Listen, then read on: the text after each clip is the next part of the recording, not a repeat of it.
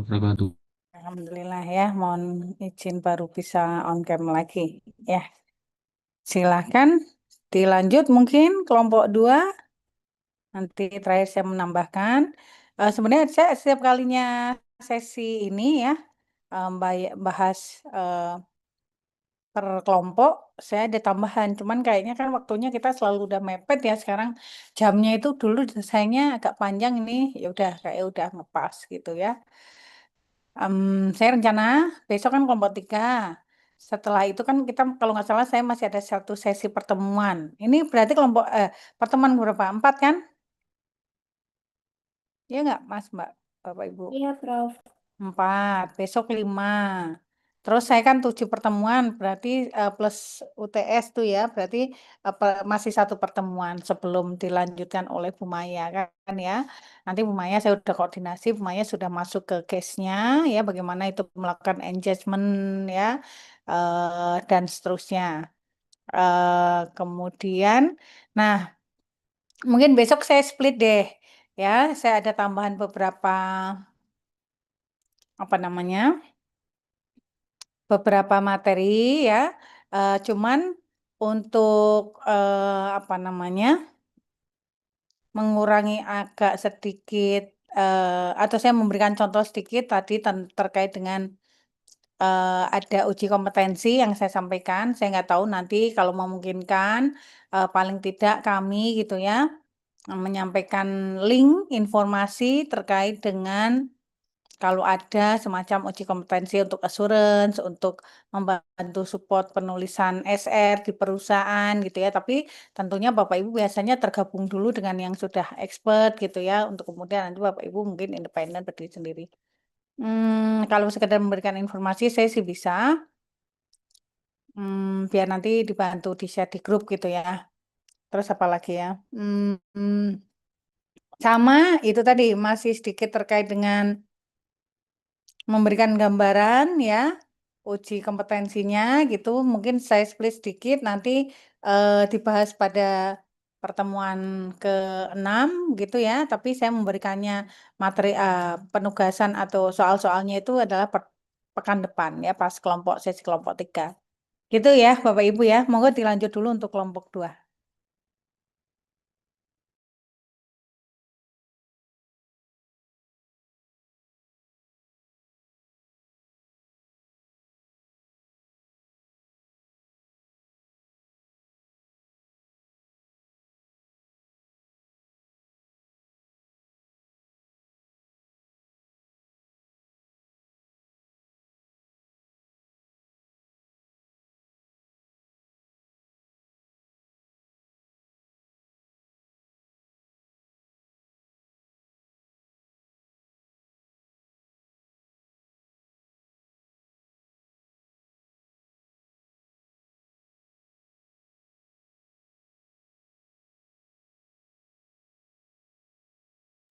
Silakan Mbak Sentika dan teman-teman.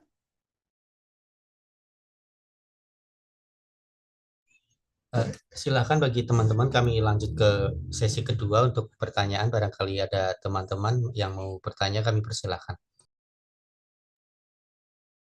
Izin bertanya Pak Sentika, Izin Mbak Ora. apakah proses audit keberlanjutan menggunakan AA 1000 AS itu benar-benar bisa membongkar perusahaan yang berpura-pura peduli terhadap lingkungan atau greenwashing, ataukah malah membuat mereka hanya tampak peduli padahal sebenarnya itu belum melakukan tindakan tersebut secara nyata? Terima kasih. Terima kasih Mbak Aura.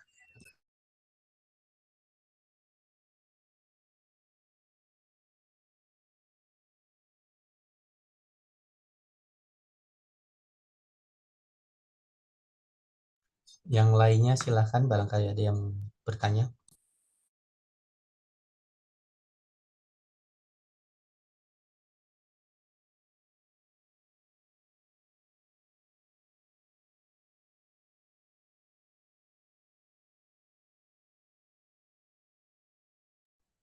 Izin bertanya Pak Sentika,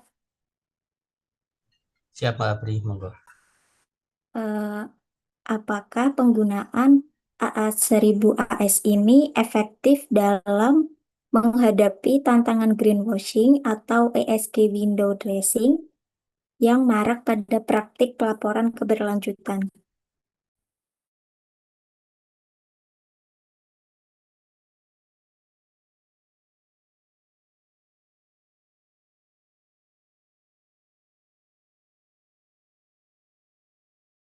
Ya, terima kasih Mbak Apri.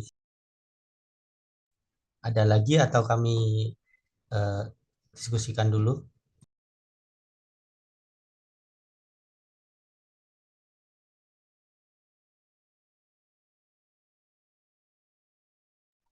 Mas Sen, izin Mas Sen untuk menjawab. Siapa kali? Tadi itu pertanyaan yang ini ya, apakah audit AA 1000 AS bisa benar-benar bisa membuka perusahaan yang melakukan greenwashing atau tidak gitu ya? Ya, pertanyaan Mbak Aura. Kasih. Mbak Aura kasih. Oke, jawabannya menurut kami bisa gitu ya, tapi dengan catatan ataupun batasan tertentu gitu ya. Mungkin yang pertama kan kalau kita lihat dari tujuan dasar dari AA 1000 AS yaitu menjaga akuntabilitas dan bukan sekedar memverifikasi angka gitu ya. Jadi memang mengecek keakuratan data, tetapi juga menilai integritas sistem gitu lah. Menilai integritas sistem, proses dan juga nilai akuntabilitas perusahaan. Jadi memang tujuannya ini adalah perusahaan melibatkan stakeholder secara nyata, yaitu inclusivity gitu ya, setiap konsepnya, yaitu yang kedua mengidentifikasi isu keberlanjutan yang benar-benar material, itu wujud dari materiality, lalu menanggapi dengan transparan dan bertanggung jawab, itu responsiveness, dan juga di versi 2018 yang terbaru itu menilai dampak nyata terhadap masyarakat dan lingkungan ataupun impact ya. Jadi yang pertama ya, AA 1000 AS ini bukan hanya mengaudit angka emisi CO2 gitu ya atau jumlah pohon yang ditanam, tetapi juga menilai kejujuran, proses dan substansi di balik klaim keberlanjutan perusahaan. Terus alasan selanjutnya yaitu bagaimana si AA 1000 AS ini dapat mengungkap greenwashing gitu ya. Jadi memang standar ini memang memiliki mekanisme secara struktural ya, yang dirancang untuk mendeteksi klaim palsu ataupun berlebihan melalui konsep-konsep tadi sama. Jadi yang pertama prinsip materiality. Di sini asesor menilai apakah perusahaan benar-benar melaporkan isu yang paling penting dan berisu tinggi bagi lingkungan masyarakat.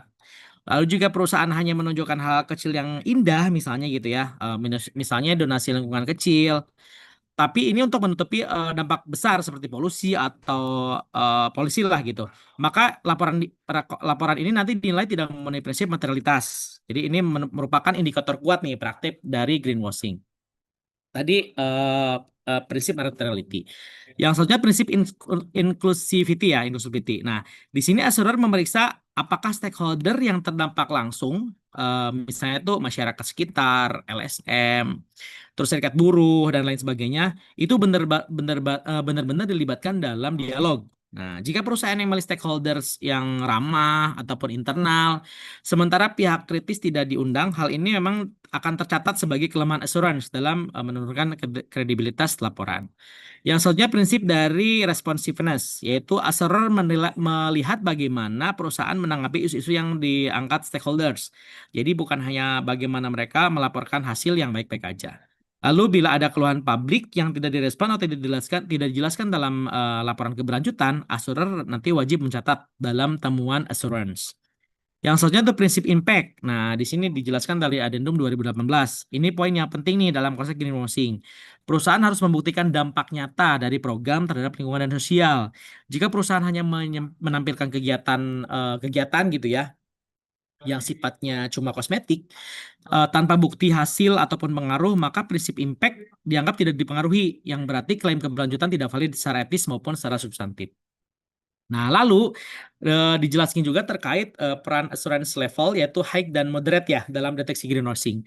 Di sini dari sisi high assurance, di sini menggunakan bukti eksternal dan dari independen termasuk verifikasi langsung di lapangan, wawancara dengan stakeholders dan juga stakeholders yang kritis serta pengujian data.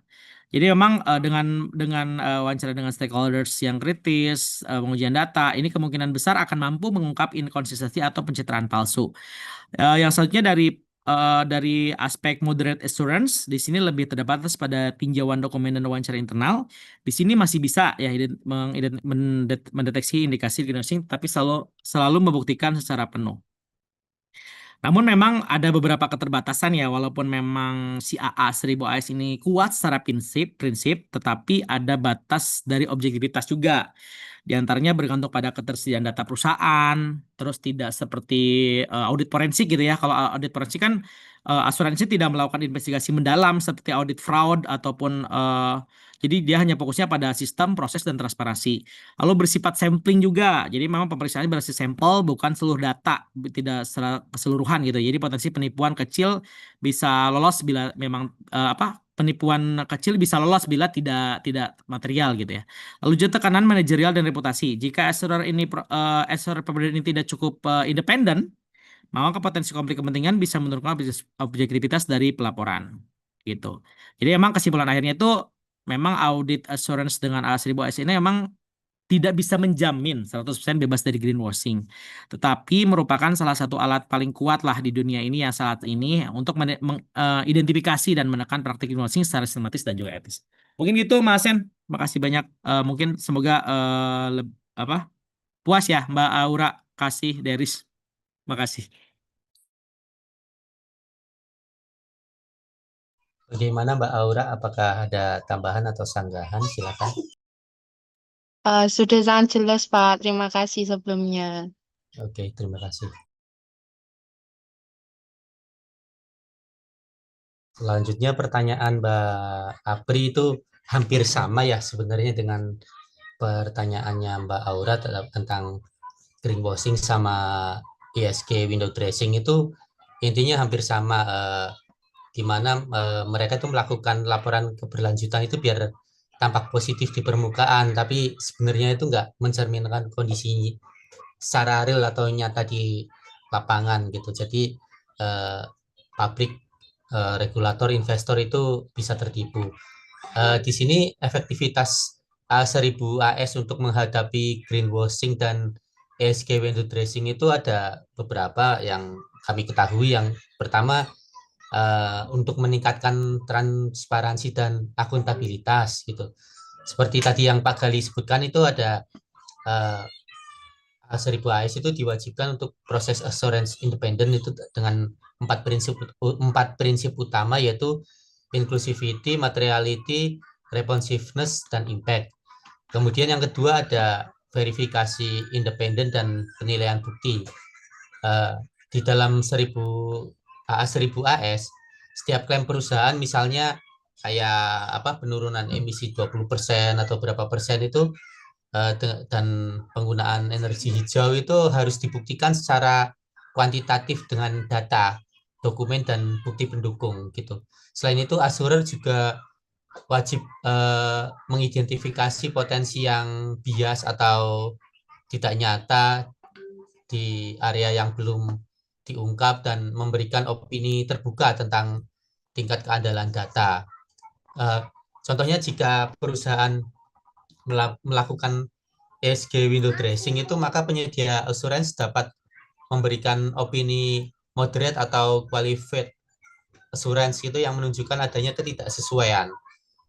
Ini langsung dapat menurunkan kredibilitas laporan di mata publik dan investor. Kemudian yang ketiga, ada koneksi dengan standar global kayak GRI standar dan yang belum kita bahas kayaknya ada ISAI 3000, sehingga memperkuat kerangka pelaporan ESG. Untuk kombinasi A1000 AS sendiri itu perannya itu untuk mengawasi integritas proses laporan, bukan hanya sekedar isi laporan aja. Jadi untuk lebih efektif dalam mendeteksi laporan yang sifatnya itu pencitraan atau copy paste data gitu.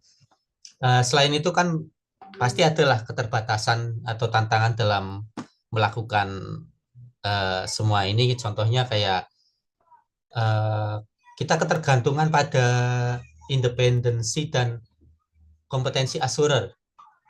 Contohnya kalau penyedia assurer itu nggak benar-benar independen, misalnya kayak konsultan perusahaan, jadi hasilnya itu bisa bias. Terus ada tingkat assurance yang masih moderate, itu kan dengan biaya yang lebih murah nih. Banyak perusahaan itu pasti lebih milih moderate assurance karena biaya lebih murah, terus sehingga kedalaman verifikasinya itu lebih terbatas. Kemudian untuk standarnya itu kan belum bersifat wajib secara global ya, jadi masih sukarela, sehingga nggak semua perusahaan itu sudah menerapkan A1000 AS tersebut. Eh, di sini intinya itu A1000 AS itu efektif jika diterapkan secara independen, mendalam, dan berintegritas. Gitu, tapi nggak efektif juga kalau dilakukan hanya untuk formalitas dan reputasi gitu. Monggo barangkali teman-teman ada yang mau menambahkan.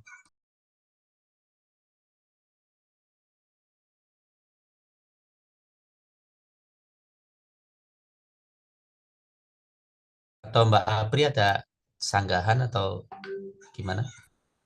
Sudah cukup, Pak. Sudah sangat jelas. Terima kasih. Baik, terima kasih Mbak Apri. Mas Sen, Pak Eko kayak mau nanya lagi, Pak Sen.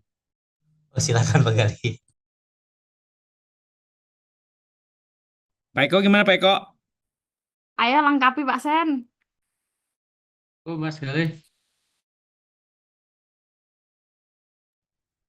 Atau karena terbatas waktu, diakhiri aja ya.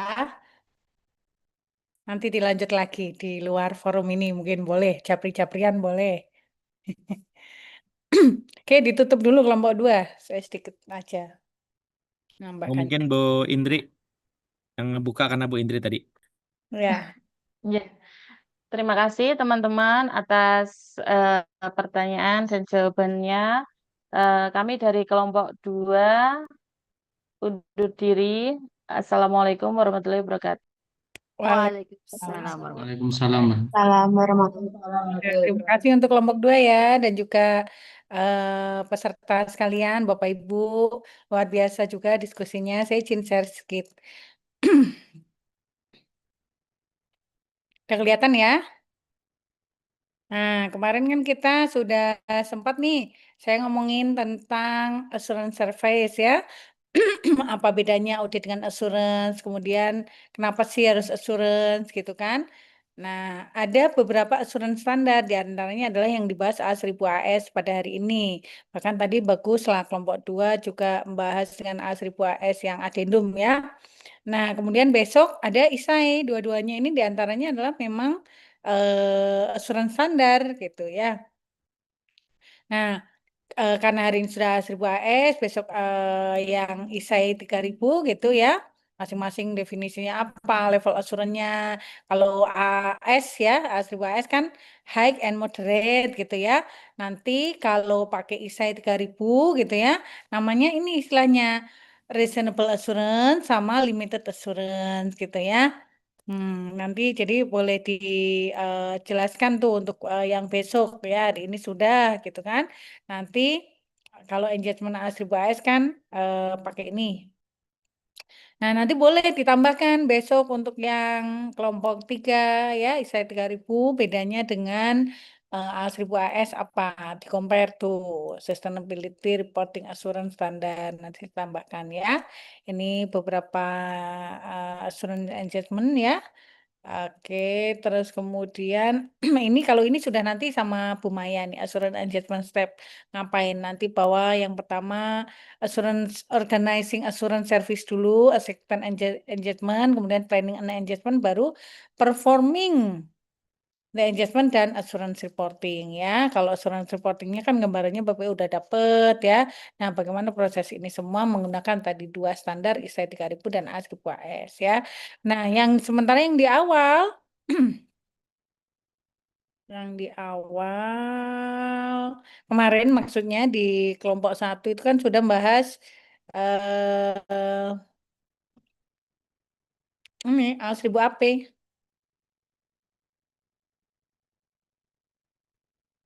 Nah, ya. A1000 AP itu nah,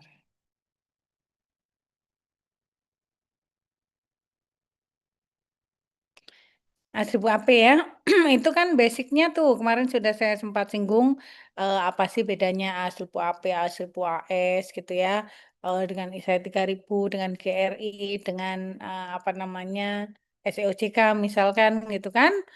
Nah, di sini serinya itu bahkan untuk yang punyanya accountability ini kan badan ya, badannya gitu kan. Nah, A1000 AS-nya ini tadi A1000 AP yang prinsipal bagaimana dia manajemen sebagai standar untuk perusahaan katakan atau organisasi secara luas itu melakukan manajemen sustainability gitu ya. Nah, dia juga ada A1000 AS gitu dan stakeholder engagement standar kemarin sudah dibahas juga gitu kan. Perjalanannya cukup panjang, kok ini.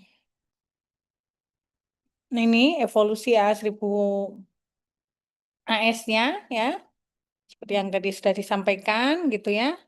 Kemudian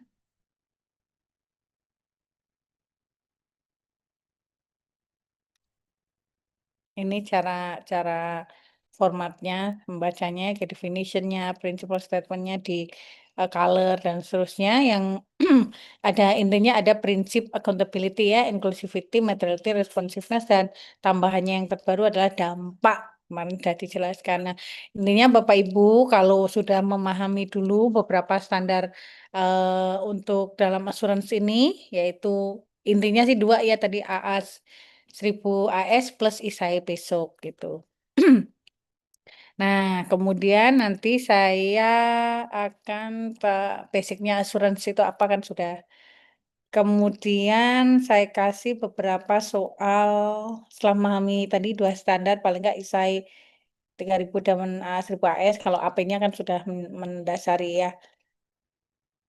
Maka nanti contoh sedikit latihan untuk apa namanya? Uji kompetensi lah sedikit terkait dengan assurance ya. Meskipun tentu ini apa namanya kita nggak mengkaji yang benar dan yang salah, tapi sepanjang kita coba belajar memahami gitu aja gitu ya. Dan itu nanti saya berikannya setelah pertemuan ketiga berakhir, kelompok 3 berakhir besok insya Allah. Gitu, kelompok 3 besok siapa?